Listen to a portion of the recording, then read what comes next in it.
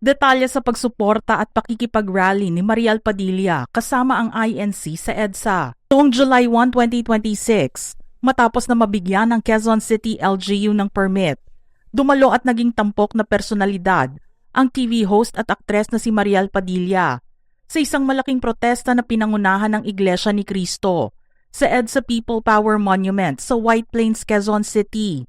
Ang kanyang pagdalo ay nagsilbing direktang pagpapahayag ng political side para sa kanyang asawang si Senator Robin Padilla na hindi nakadalo ng personal sa nasabing aktibidad.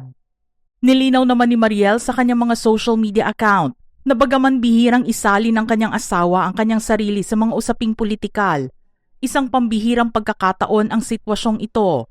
Partikular na hiniling ni Senator Padilla na siya ang kumatawan dito dahil hindi umano siya maaaring manatiling tahimik hinggil sa isyong kinakaharap.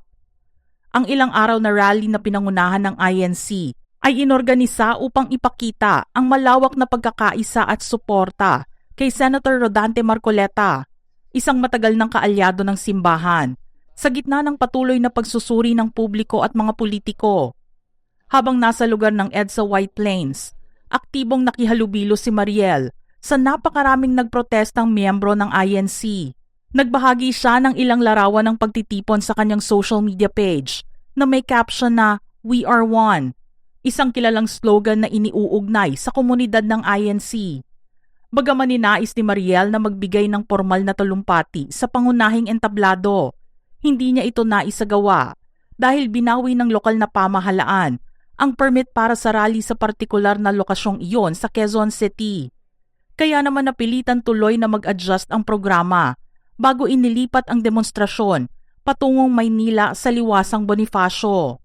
Gayunpaman, kalaunan ay ipinost din ni Mariel online ang inihanda niyang speech para matiyak na maiparating ang mensahe sa maraming tao. Aniya, una po sa lahat, nandito po ako ngayon para makiisa sa inyong lahat. Nandito rin po ako para iparating din ang mensahe ng aking asawa dahil hindi rin po niya kayang manahimik. Nandito po ako para iparamdam sa lahat ng nagmamahal at nagmamalasakit kay Senator Rodante Marcoleta na hindi kayo nag-iisa. Kasama niyo ako.